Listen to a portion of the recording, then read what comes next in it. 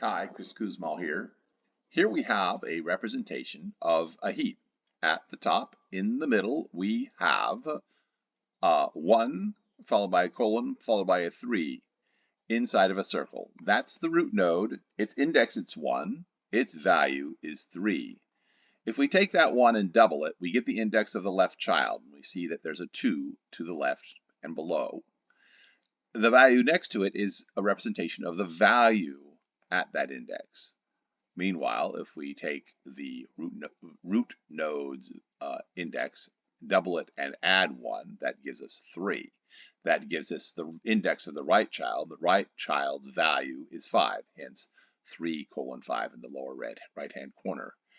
That's lovely, except for one little detail, and that is that those 3 nodes do not obey the heap property. If we say that the heap property is that the parent node has a value that is smaller than either of its children, we see the value of 3 is not smaller than both 1 and 5. The left child does indeed have the wrong value.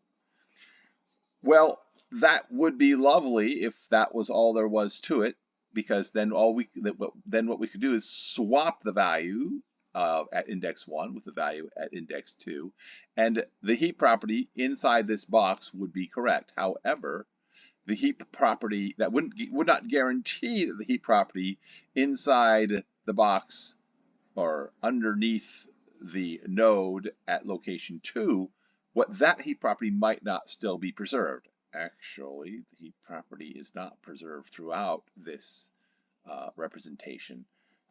That's actually intentional.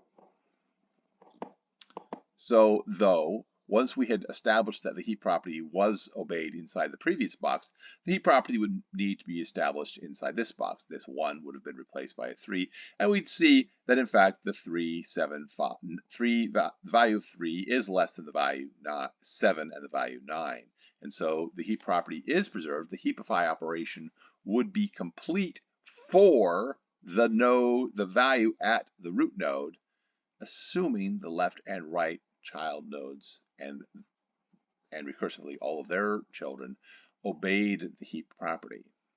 So heapify assumes that all of the nodes below the node that you're doing the heapify operation already obey the heap property, and that then causes it to be the case that the entire heap starting at that node obeys the heap property. So let's turn to the code.